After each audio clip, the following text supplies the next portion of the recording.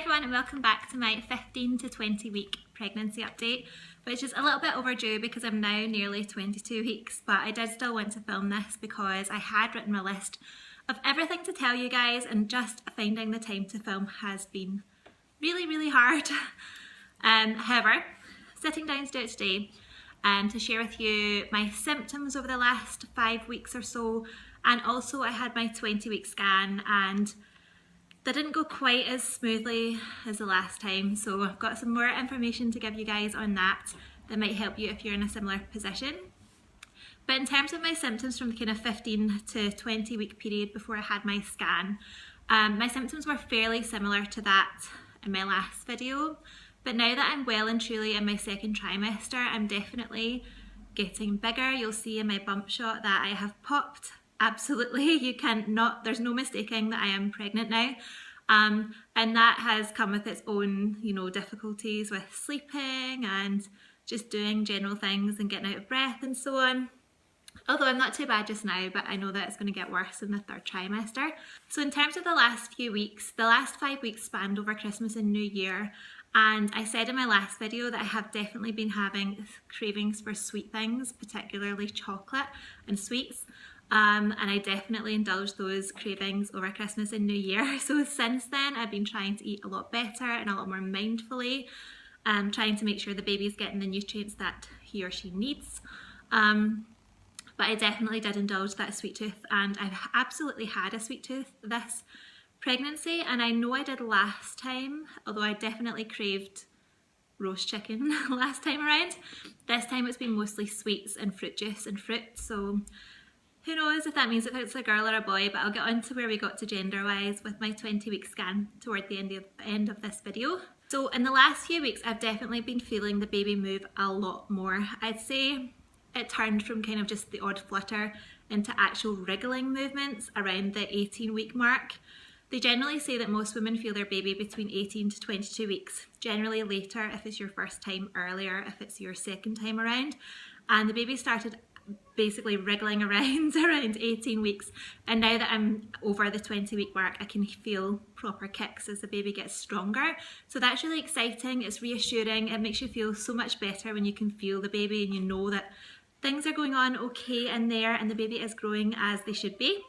But one of the things about the movement is definitely, I think it makes me want to pee more. And I was already peeing a lot and I have been drinking a lot more water. I have been really thirsty. And it is important to drink a lot of water when you're pregnant, so I guess that's just my body telling me that I'm not drinking enough. So I've been trying to drink more. Obviously that comes with many more trips to the toilet than usual, which is kind of annoying, especially at night time. I'm still up about 2 times on average a night to the toilet, which isn't too bad. I know that in my third trimester it's only going to get worse because the last time around toward the end I was up 5 or 6 times a night, which basically means you're not sleeping, so that's kind of annoying, particularly because I have been needing a lot of sleep. I've been tired. I still work full time, and by the end of my day at work, I'm yawning and things before I even start the whole bathing Elena and getting her to bed process. Quite often I fall asleep when I'm putting her to bed. I'm just so tired, and if I don't do that, then I'll put her to bed. If my husband's not working, I'll go down and sit with him for an hour and then I have to go to bed myself. I'm so tired. And even when I am getting a good 8 hours sleep, I'm still waking up tired. So can't seem to get enough sleep just now. And it's hard to get a good 8 hours sleep when you have a toddler who wakes up, although having said that, she did sleep the whole way through the night last night and I got a good 10 hours, which was amazing. In terms of other symptoms, I mentioned in my last video that my skin was really dry. But when I was pregnant with Elena the first time around, I got really bad back acne or bacne. I haven't had that much now, but I've started noticing just in the last few weeks, I have been getting some spots around my shoulder area. Not loads, but I think it might be a warning of what's coming in the third trimester.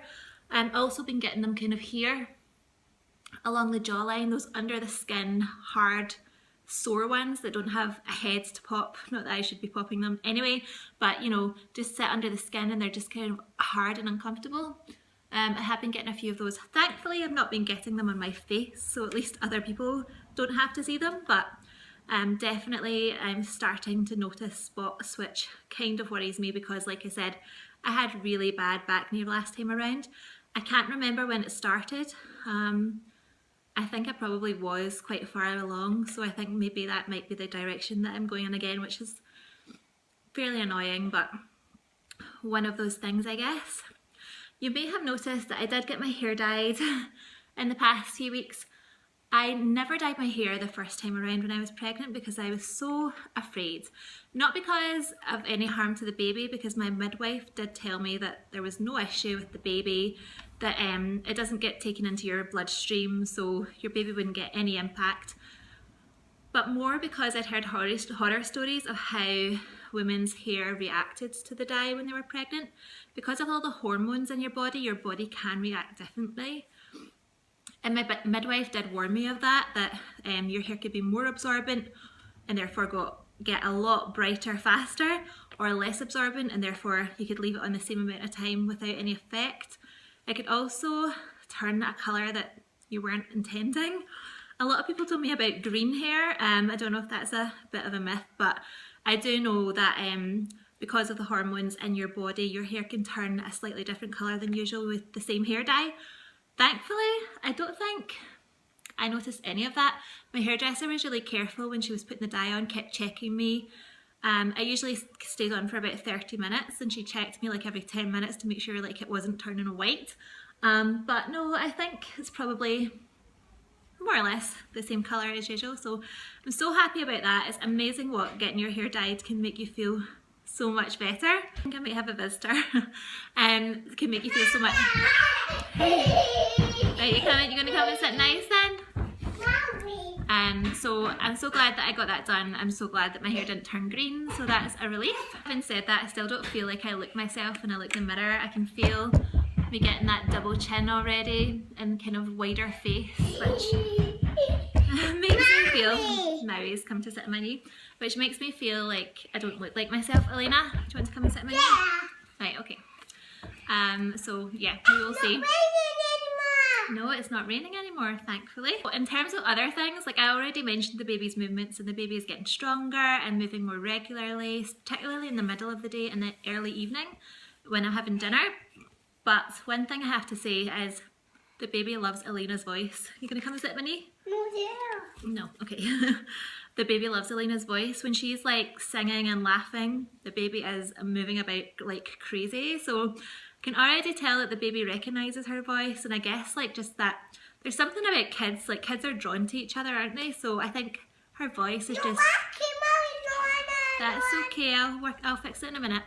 Alright, Elena's playing with her Moana and Maui dolls. If you haven't seen the film, you should. It's good. She's obsessed with it.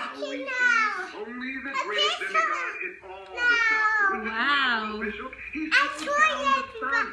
Right, come and show everybody then. Sit on my knee and show everybody. Right, there we go. Elena wants to show you her Maui doll. This is Maui from the film Moana. It's huge, isn't it? It's nearly big as you. And it's heavy, isn't it? And you press the tummy and it talks and it's fish-shaped like Let me show you how it's really done.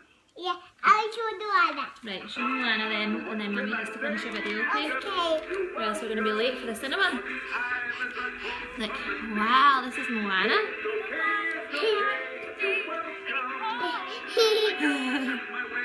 She your favourite? Yeah. And so she sings all the time, so the baby seems to love her singing and gets really, really excited, so that is lovely. I can't wait to see what they're like together. And another thing, that's my list, darling. I want to show them. Right, you show them my list. Yeah, that's Mummy's list of symptoms, so I don't forget anything. Another thing I noted down is the dog's getting really protective of me, and she was like this the last time I remember. Whenever I took her out for a walk, if another dog even came... Mommy. Yes, darling. If another dog even came on the same street, she would be going crazy, really barking and growling at them, which she doesn't usually do. She's usually really mellow, so she's definitely, and also she comes and lies beside me at night, and I've been trying to lie on my left side because that's what they recommend to make sure that the maximum blood flow gets to you and your baby in the night. Definitely not on your back, but left side is better. So So I've been lying on my left side. Yes, you brought your bike over. So I lie on my left side and the dog literally, like I'm lying like this, the dog will be lying here, right beside me. Abbie can come in. Abbie not can come in. Okay, she can't come in. So yeah, I've definitely noticed that a lot more in the last few weeks than previously. And I do remember that from last time around, so I will need to watch her around other dogs when we're out in the street because she gets really, really protective. So that's cute. She obviously knows something's going on. So I've noted down headaches. I've been getting headaches and I have been taking paracetamol now and again just to relieve them, and it does work, thankfully. Wow. Vroom. And I don't know if it kind of goes hand in hand with the tiredness and they're not drinking enough water, but I have been getting headaches. Bracelet. Oh, you've got a bracelet. That's beautiful. But I have been noticing headaches more and more, particularly toward the end of the evening. Another thing I've noticed as well as the dry skin is that I've been starting to feel really itchy, and not just around my belly where the stretching is going on, but just everywhere. And once I start scratching somewhere, I'm like, oh, scratching all over my body. My skin is definitely a lot drier. So I have been using more moisturising products in the shower and trying to put on creams, although at the end of the day when I'm going to bed I'm really tired. So yeah, so if I want to put cream all over my body, it's a bit of a effort, but I'm trying to get into that because I am really dry and itchy. Another thing I've noted down is baby brain. Toward the end of the day, again, when I'm tired, I think after I've done a day's work and I've looked after Elena, put her to bed, then by the end of the day, I'm like finding it difficult to string a sentence together, which is kind of embarrassing if I'm sitting down with my husband or somebody else and I'm just like, I can barely string a sentence together, I'm so tired. So I'm blaming baby brain for that, but it might just be like tiredness and motherhood in general, but definitely I've started noticing that my words are getting mixed up or I've forgotten. I remember when I was pregnant last time round, like I've lost the ability to find words for simple things. And I'd be going like this thing and my husband would be like, the table? I'm like, yeah, the table, that's the word. Yes, that's a candle, put it back please. That was all my kind of symptoms of the last few weeks. So then, I'll write down, I had my 20-week scan, and in the UK that is called the anomaly scan. It's where they check things like the baby's spine, that there's enough fluid around the baby, they check the baby's kidneys and heart, and they check for things like cleft lips and everything, and they went through all of those checks and everything was fine, which was great. So I thought everything was going really, really great, and then toward the end they came to check the placenta. And then she got some doctors in and I was like, oh dear, this is not good. And then they asked if I would do a transvaginal scan, which is basically where they put a probe up you to kind of see things a bit more clearly. So basically my placenta is low-lying, which is, I think the medical term is Placenta Praevia. I might be saying that wrong, so I'll put it on the screen. Basically the placenta has grown on the part of my uterus that's quite close. It's quite close to my cervix opening, which is also the baby's exit. So it's either partially covering or fully covering, I'm not sure, the baby's exit. Now, obviously that means the baby can't get out, and actually if I was to start contracting with that where it is, then the likelihood of the placenta rupturing and me hemorrhaging, which would be really bad for everyone all round, is really, really high. So that was a bit of a surprise for me because I never had any issues at the last time around. So that was a bit of a shock for me because, like I said, I delivered normally vaginally last time around, never had any issues, completely smooth labour, although obviously it was still the worst pain of my life. It was still, as far as labouring goes, very smooth. So this was a bit of a surprise because they basically told me that if the placenta doesn't move, and I'll talk about that in a minute because it doesn't actually move, but if it stays where it is, basically I'll need to get a C-section, and it will need to be done with like plenty of time before my due date so that I can't risk going into labour by myself and hemorrhaging. So probably around 38-week mark I would have to be taken in for a C-section. And essentially that was gutting for me because just the idea of a C-section, I guess it's the unknown, and I guess for me as well it's the knowledge that the recovery is longer. You maybe can't really basically get out of bed for a couple of days and someone has to bring your baby to you. That just, I don't know, I don't like the sound of that, but then I know millions of women go through C-sections successfully every year, and I guess and I guess the most important thing is the health of both mum and baby, so I'm definitely not going to be saying no to a C-section, but if I have to get it I will be a little bit gutted. However, so basically what they're going to do is give me another scan at 32 weeks. Another scan at 32 weeks to see where the placenta is then. And essentially, like, they'll see if the placenta's moved, but it doesn't actually move. It doesn't actually move, so it's like it's grown on a part of my uterus, and it doesn't, like, you know, suddenly float about or anything.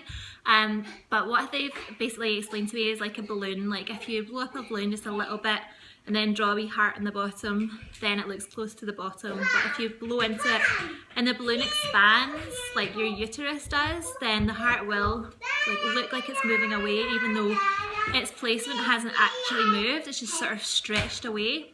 And that's what they're kind of hoping is going to happen for me, that my uterus will continue to grow, the placenta will move up with it, and therefore the baby's exit will become unblocked and it'll become a lot lower risk. Another thing with the Placenta Praevia issue is that there's quite a lot high risk of bleeding throughout the second and third trimester, I think particularly the third. So far I've not had anything, no hints, no spots at all, which is obviously really, really good, but I need to take very good care of myself, and no exercise or anything like that allowed. I just need to be on the lookout, and if I do notice any blood, I need to phone my midwife. Obviously if I'm bleeding heavily, just go to A&E. So yeah, it's kind of scary because last time around I didn't have any complications at all. So I guess we're just going to have to wait and see what happens, and keep an eye on it, and I will update you at my 32-week scan. But because of all of that distraction, the midwife didn't really get a chance to look at the gender, which was really a bit disappointing for me. The baby had its knees up the whole way through the scan, or the vast majority of the scan, on a bit of the fetal position. So she said she didn't really look properly, but she said she said it could be a girl, but she's really, really not sure. So I basically just kind of discounted that and said we don't know for now, because she seemed so unsure. She made me really unsure. So we're going to have to wait to the 32-week scan, aren't we, to see if it's a little girl or a little boy? Yeah. Yeah. Do you want a little girl or a little boy? A little boy. A little boy? A couple of weeks ago it was a little girl she wanted, so she's going back and forth. We'll just have to wait and see. Oh, a little girl now. Oh, do you not mind? I don't mind. You don't mind. That's the best way, isn't it? That brings us to the end of this update. I will update you again in my 21 to 25 week update on how things are progressing and so on. And then it won't be long, it will just be a hop, skip and a jump to the 32-week scan. And hopefully we'll know what's going on a little bit more then. So thanks for watching. If you like this video, don't forget to subscribe, and we'll see you next time. Goodbye. Bye. Bye.